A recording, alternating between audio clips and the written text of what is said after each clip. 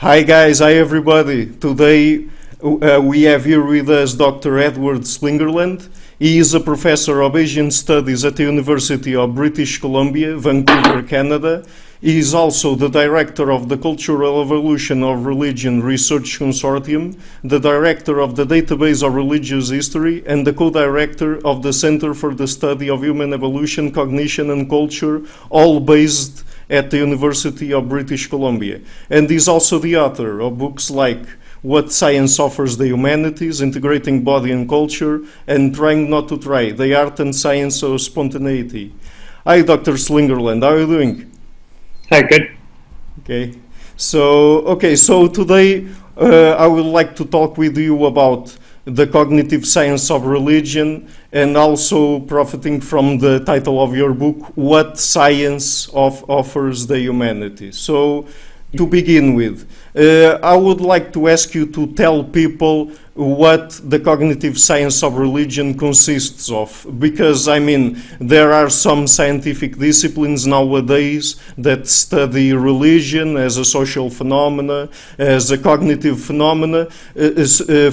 So what does the cognitive science of religion brings to the table that other scientific disciplines don't have?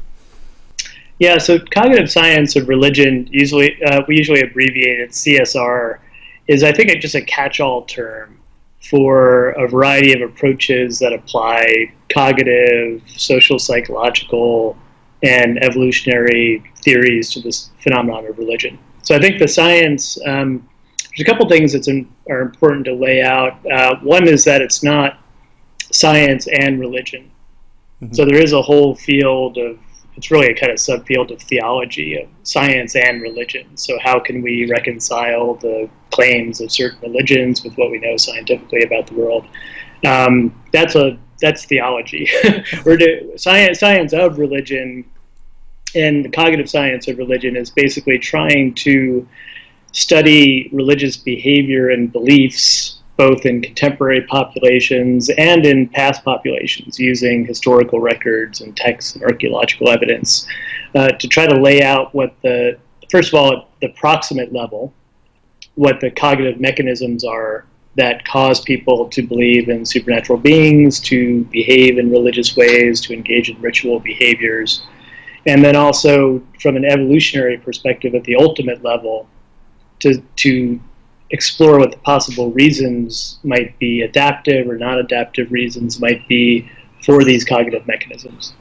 Mm-hmm, exactly. And so, okay, perhaps this is not a fair question as I'm going to pose it, but how did religion evolve? Because I mean, there are many mechanisms that are proposed, and there are people who say that religion is by itself an adaptation, an evolutionary adaptation, but then there are other people who say that religion is nothing but a byproduct of other modules we have. So, for example, we have the hyperactive agency detection device, theory of mind, folk psychology, folk biology, and so on. Then they say religion as a phenomenon is an amalgam, let's say, of all those cognitive modules.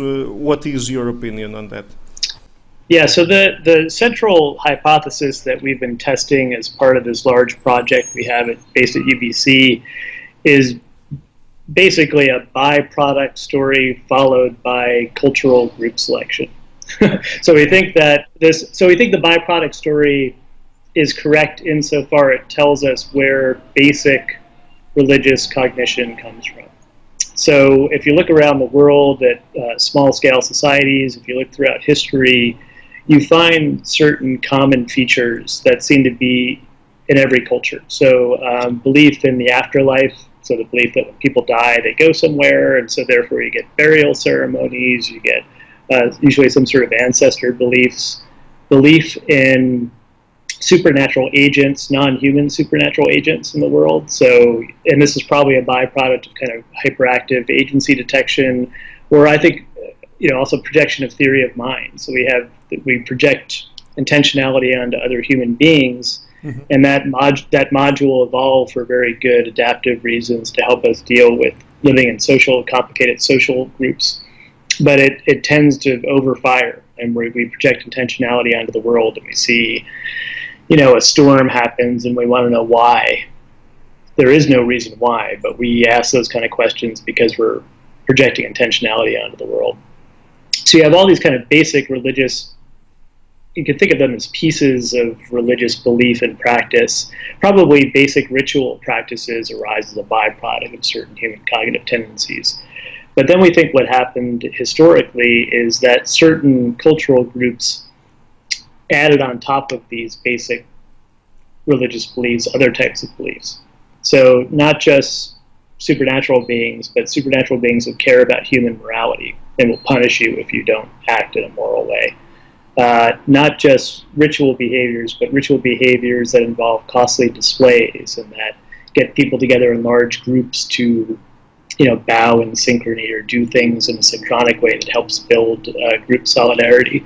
So we think that certain types of religious beliefs get basically randomly invented by the process of cultural evolution, but groups that get those pieces of the package do better than groups that don't. And we think that this is one way to explain this historical tendency you see, which is that certain types of religion expand at the expense of other types of religion. So historically, if you look at the diversity of human religiosity around the world, what we call pro-social religions. So religions that have gods that care about human morality, that punish people for not following human morality, that tend to be omniscient or close to omniscient, so they can see you everywhere. They often can see inside you, so they can not only see your behavior, but they can look at your motivations as well, that require costly displays. These are relatively rare historically, but they make up the vast majority of the religions that people follow today because they've been very successful. Groups that had these types of religions did well. So essentially, we think there's a byproduct story to tell us where basic, if you want to think of it as raw religious cognition, came from. But then a process of cultural evolution latched onto that and put it together in a certain type of way that built a very successful cultural package. Mm-hmm. Right. So, and you touch upon group selection. Would you say that to explain the phenomenon of religion, we only need group selection when applied culturally, or that group selection when applied to evolution, biological evolution, would also be necessary? Yeah, that's still an open question. So there are people who defend cultural or genetic group selection when it comes to religion. Our research group thinks that's unlikely, given the patterns that we see in the development trajectory of religions over time. But it's still a matter of debate. But we think the most plausible story is a cultural group selection one. Mm-hmm. Yeah, because there are people like Dr. David Sloan Wilson and so on that tend to defend group selection, also applied at the biological level. And religion by itself, we can say that it improves personal and relative fitness. So perhaps we could pick up on that to try to say that in a way or another, group selection would act also biologically, or don't it's possible. I think of David Sloan Wilson as more of a cultural evolutionary person. If you look at Darwin's Cathedral, yes, with his example of something like Calvinism, that's essentially a cultural evolutionary story, right? You get this new type of religious belief in this one city-state in Switzerland, and it proves to be really successful, and it replicates itself. It's not because they're genetically wiping out other people and replacing them biologically. It's because these ideas are getting copied, right? So he's essentially telling a cultural evolutionary story. People, I think, when I think of defenders of genetic group selection, I'm thinking more of people like John Haidt has defended something along these lines. And it's not implausible. The one way in which that could work is you could imagine gene culture coevolutionary process where you get these cultural ideas that are very successful, and then you get feedback pressure on the genes to produce people who are more amenable to adopting these types of beliefs. So you could imagine some kind of, over a couple thousand years, let's say, individuals in large-scale societies having different psychologies genetically than people in small-scale societies because of the culture, the pressure created by these new cultural environments. It'd be the psychological equivalent of something like lactose tolerance, right? You get cows and you start milking them, you get pressure to allow lactose digestion in adults. So it's not impossible that there's been some kind of gene culture coevolutionary process going on. And that's something that'd be a topic for future. I haven't seen convincing evidence of that, but doesn't seem to me incredibly implausible. Okay, so and what do you say are the main differences between religion when it manifests itself informally at the collective level, let's say in a group or a tribe or whatever collective of people it might be, and religion when it gets institutionalized? What are the differences in function or structure? Let's put it at the level of function. Okay, so I mean, once you get institutions, you have a new sort of religion, right? If you have a priestly class, if you have rituals that are being enforced by also secular authorities are now getting roped in to help enforce religious practice. When religious beliefs and rituals and practices are institutionalized as part of the public life of a society, they tend to have a lot more power, I think, than if you have a situation like a present modern secular society where people are practicing different types of religions, but none of them are institutionalized in a consistent way by the culture they're living in. I think that changes the dynamics considerably, because you start to see that there are other options, and it creates a situation where you've got a kind of competition. You almost have a marketplace of different religions, and individuals now have choices which one they can adopt. And that's really historically fairly unprecedented. Most people in large-scale societies were born into a situation where there was one or maybe two major religions that were institutionalized, and they weren't even thought of necessarily as religions. A lot of cultures don't even have a word for religion because it's just part of cultural life. It's what we do as a people.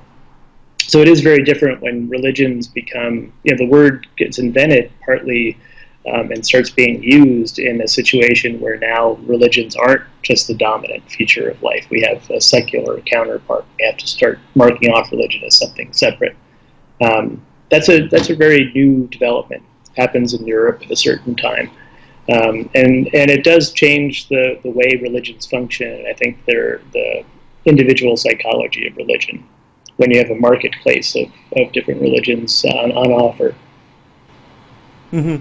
Okay, and so what is the relationship between religion and the moral foundations that Jonathan Haidt and others talk about in their more recent work? Because, I mean, we have the 5 moral foundations: care, harm, fairness, authority, loyalty, and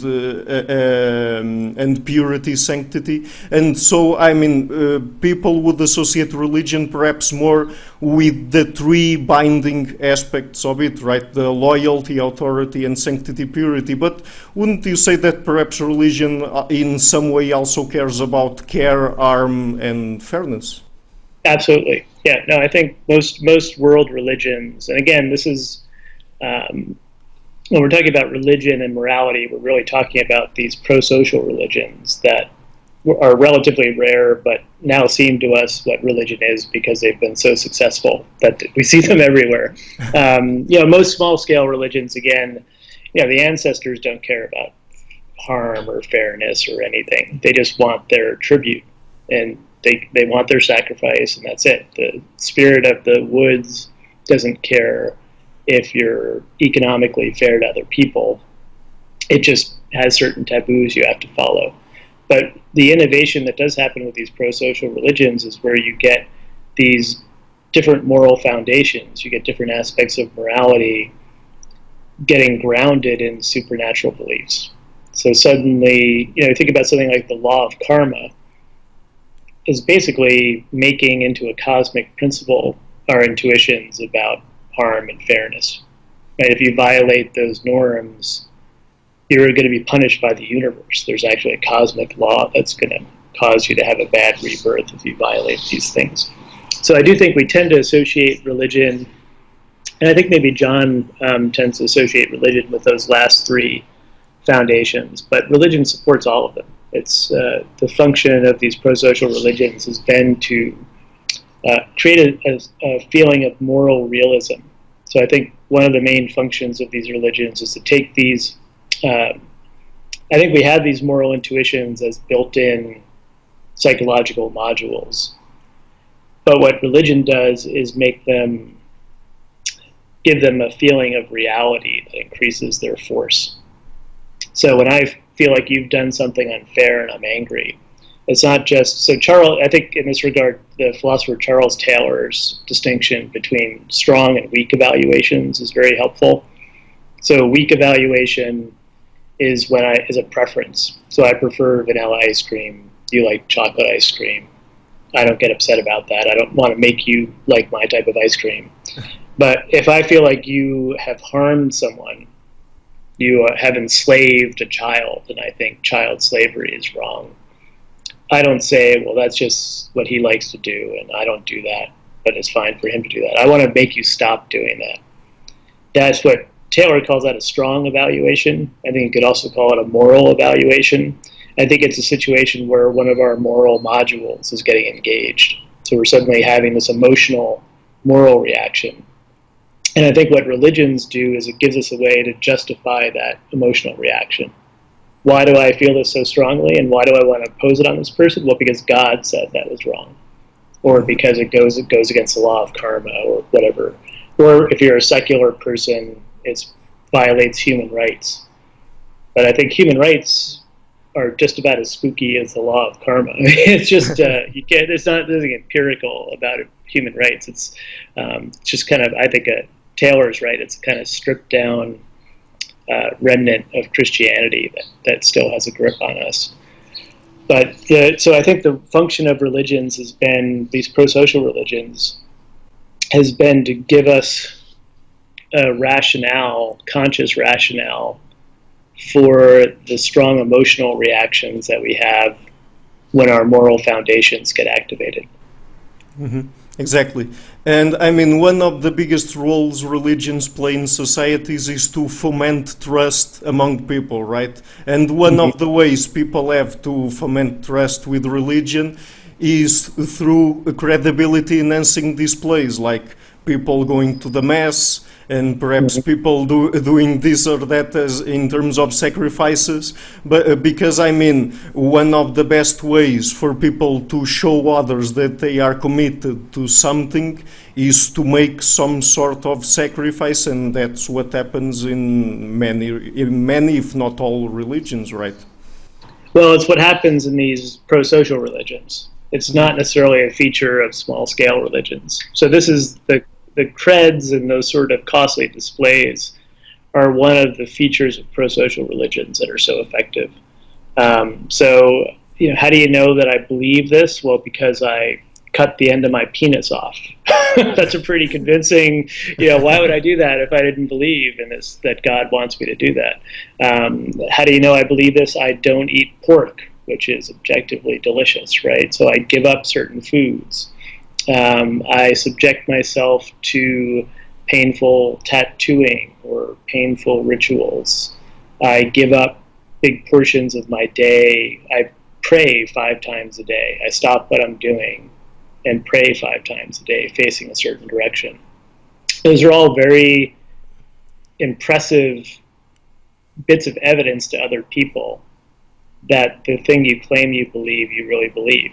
And so that these CREDs are one of these pieces in these pro-social religions. It's one of the things that helps bind people together. So I'm willing to trust you because I have more confidence that you really believe in the same set of things that I believe in. Mm-hmm. Right. And so we already talked about trust. What are the main benefits of religion at the individual level and at the collective level? Yeah, there's a lot of debate about these things. I think probably what's going on, there's debate about whether it's adaptive at the individual versus the group level. I think probably both are happening. So I think there's probably an overlap in functions. So at the individual level, it's pretty clear that religious beliefs help tamp down anxiety. So they tamp down individual anxiety. They possibly give you, they also give you all sorts of wonderful social support that's beneficial just for you as an individual. So I think this is one explanation for why, if you look at wealth and religiosity, there's this very consistent relationship where societies get wealthier, they become less formally religious. But the United States is way up here. So the U.S. is this crazy outlier where it's a wealthy nation, but it's very religious. And there's been a lot of debate about why that is. I think the most plausible story is that the U.S. has no social safety net. There's no publicly funded health care. If you lose your job, things could go very badly very quickly. And it's pretty clear that organized religion is filling that gap. So also people in the States tend to move around a lot more than people in Europe, for instance. And religious affiliation gives you a way to establish instant support networks in a new town. So if you are getting moved from city to city by your company every 5 years and you're a Baptist, it's very easy to make that transition. You show up in your new town and you go to the local Baptist church and you say, hey, I've just moved here, and suddenly you have built-in babysitters, you have people you can trust to recommend contractors or car repair people, and you have people who will take care of you if you get sick and will help you out, lend you money. So there's also individual benefits to being part of a religious group. It gives you a kind of a social support network. Mm-hmm. And then I think at the group level, there's evidence that groups who are unified by these types of CREDs, so we trust each other, we can coordinate easily in long-term endeavors where there's danger that you'll defect, but I know you won't defect because I know you really believe in the cause. We are angry at our enemies because they violated laws that we know came from God. They're not just our arbitrary customs, they're actually part of the structure of the universe, so they must be very bad people. It allows groups to, the flip side, of course, of pro-sociality is out-group hostility. So yes. The religion binds people into these tightly coordinated groups, but it does so partly by creating a set of people who aren't part of that group. And so, but that's a very effective evolutionary strategy. It's not very nice in the sense that it creates these good things that we see that we don't like, which is violence between groups. But as a strategy to get your group together and coordinated and working together effectively, it works quite well. Mm-hmm. Okay. So, and now a question that perhaps is multifactorial or something like that, because in your MOOC, which you developed with Dr. Azim Sharif, The Science of Religion, in one of the modules you talk about how religious people tend to have more children than people who are not religious. But I recently talked with Fernando Drummond, who is the head of operations at Gapminder, and they there, and perhaps they have other sources of data, I don't know, they say that the evidence shows that in fact it is really not religion that influences this aspect of the number of children per couple, but rather the socio-economical position people have. So more the material aspect and the economic position people have at the moment. So what is your opinion about this? I'd have to see the research. And actually, that's something you should talk to Azim about. He's the one who knows that literature a lot better than I do. My impression is that in the literature, he's saying they're obviously controlling for socioeconomic status. It would be surprising if they didn't control for that. So this would then be a bit of counter evidence, and you'd really have to see what the data is. So maybe it is the case that it's really socioeconomic status that's driving that. But the literature that I've seen controlled for socioeconomic status and found that even after controlling for that, so, for instance, if you're looking at Americans who have very similar socioeconomic status, similar education level, everything else is the same, except one set are Mormons and one set are not religious, or one set are Catholics and one set are not religious. You see more children in the religious families. So this is really just an empirical issue that you'd have to look at the data. It's not an opinion. You'd really have to. So So what you'd have to do is show people who've done the previous research this new study and see how they would either accommodate this new data or where they see flaws in the study, or maybe the earlier research was wrong. Mm-hmm. That's how science works. So yeah, exactly. Yeah. So that's exactly how science works, and so now I want to enter into the role science should play in the humanities, because you wrote a book, What Science Offers the Humanities, and so in the book you basically espouse the idea that, and this comes from science of course, that the mind must be taken as an embodied entity, lest we get back into the path we already walked before of the ghost in the machine and the mind as a blank slate and so on. Could you talk about that and also what pragmatism can offer to the discussion? Yeah, so that book was really intended for my colleagues in the humanities, and it was targeted at the view that I think is still probably the default view in most humanities departments, that human beings are cultural all the way down.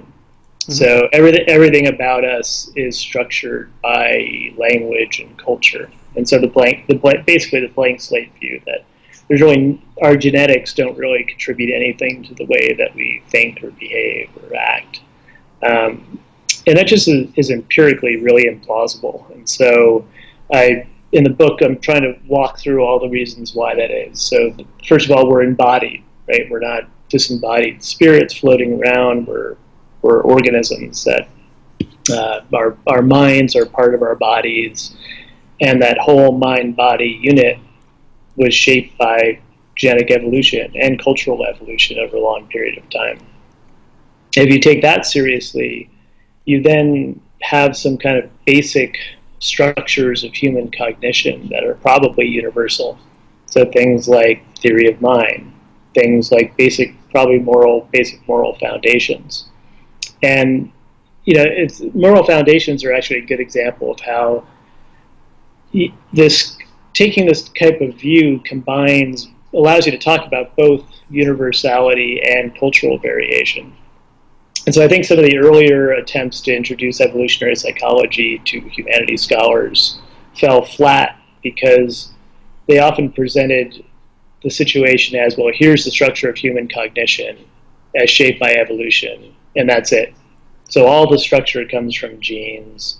We're essentially cognitively exactly the same as our Pleistocene ancestors. And that's clearly not the case. So it's clearly the case that culture shapes cognition in very powerful ways. Language shapes cognition in powerful ways. So what you really need is a model that allows you to account for both.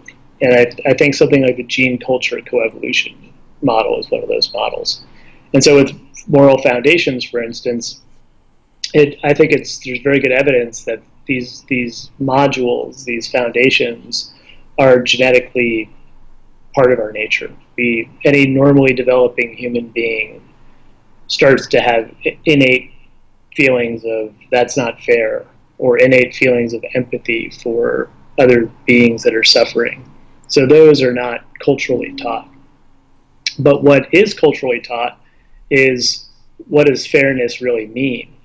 So what does it mean to be fair? What is culturally taught is, who are the proper targets of that feeling of empathy you have? You start to have it toward an object, and you get trained that that's not an appropriate object of empathy. So if you're living in a society that has slaves, and you're feeling empathy for a slave who's being punished for something, which would probably be a natural human reaction, you get taught, no, you don't feel empathy for those people because they're not really people. So the target of empathy can get really shifted by cultural training. And I think as John Heitz argued, different cultural groups also will tend to favor some modules over others. So there's always going to be situations where they come into conflict. So harm comes into conflict with purity considerations. Where you come down on conflicts like that is often something that you get trained to do by your culture. So what I'm trying to get my colleagues to see is that culture matters a lot, obviously, but culture is working with evolved organisms that have a whole lot of innate structure when they come to the table. We're not blank slates. In fact, if we were blank slates, we couldn't even learn culture in the first place. The only reason we can learn culture is because we're genetically prepared to look for certain types of inputs from our environment. Babies, when they are born, within a few hours, they start looking at human faces preferentially more than anything else. And that's really amazing. They just came out of the womb. They don't know anything about the world, supposedly, and yet they can tell what a human face is as opposed to something else.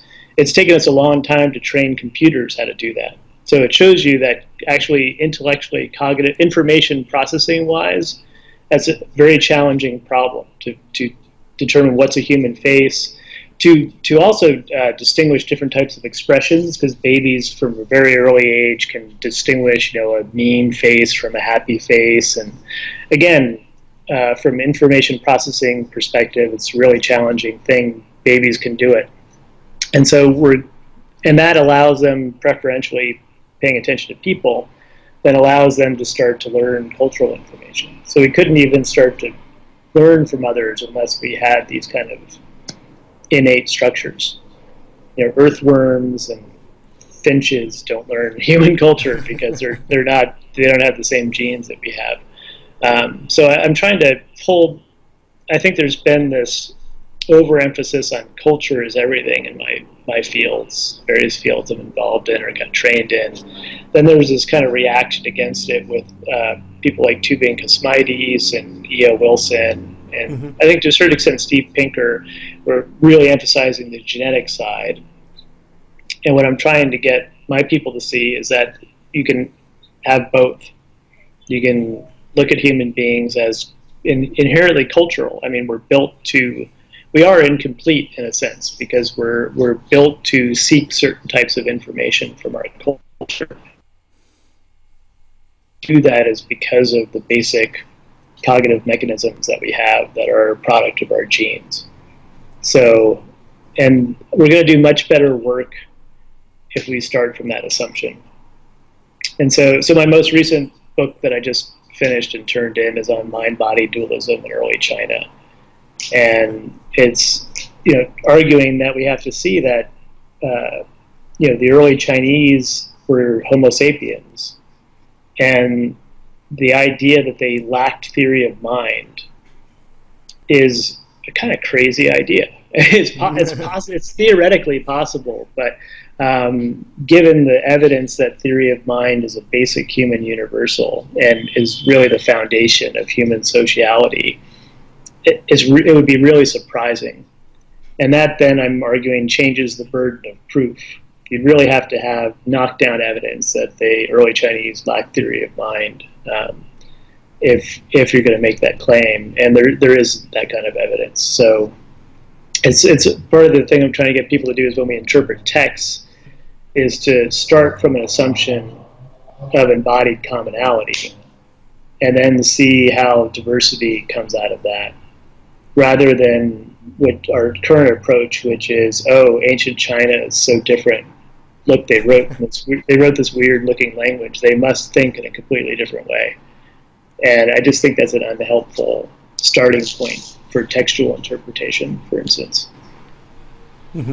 And so postmodernism comes primarily from philosophy and so from the humanities. But I mean, what I want to ask you now is if work done by people in the last century that come not exactly from humanities but from the social sciences. For example, Margaret Mead and Franz Boas in anthropology, perhaps Pierre Bourdieu in sociology, Sapir and Worf in linguistics, and so on. Would you say that the work done by these people in the social sciences, and perhaps that fall under what Cosmides and Tooby call the standard social science model, also influenced the humanities in a way or another? Yeah, so I basically include people like that under my broad label of postmodernism, in the sense that they're social constructivists. So they're strong social constructivists. So basically, everything about the way we think and behave is structured by culture all the way down. So yeah, that's very, where humanities people are getting this can vary. They get it sometimes from social scientists, they get it sometimes from philosophers or literary theorists. The crucial feature of what I'm criticizing as postmodernism is this idea that there's no foundation, no structure for human cognition outside of what comes from culture or language. So any of these other thinkers would fall under that label as well. And that is a view held by most of the people, that these people from these social sciences should also be considered as being postmodernists. People wouldn't necessarily use that label, I don't think. So that's why I'm careful to define it a certain way in the book. That when I'm talking about people in my field adopting postmodernist views, it's not. I'm not just talking about French theory or people who are being influenced by Derrida or Foucault. I'm talking about people who are also influenced by social scientific theories that are arguing that it's culture all the way down. And the common feature of all these views is that there's really no way. The reason I think they can be accurately labeled postmodernist is, modernism is this confidence that we can get empirical evidence about the world and judge one theory to be more likely than another theory based on relatively objective criteria. And some of these you can be a naive modernist and think that we can be 100% objective and get this God's eye view, which I also argue against in the book.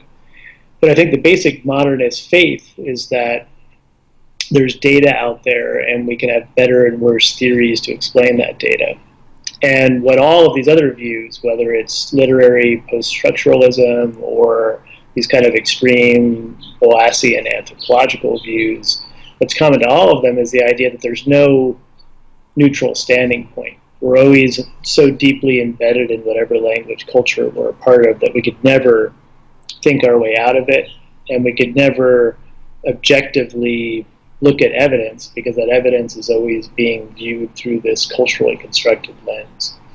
And that's this kind of corrosive skepticism that I see as the defining feature of the postmodernist position. Okay, great. So just before we finish, Dr. Slingerland, could you please tell people where they can follow your work, perhaps give people your Twitter handle, and just give perhaps a small teaser about what your new book will be about? Okay. I have a Twitter handle. I don't even know what it is because I never use it.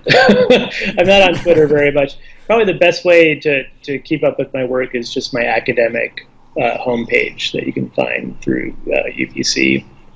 I also have a Facebook authors page. So Facebook, I think it's Slingerland 3 is the fast way to get it. You can find all these on my website.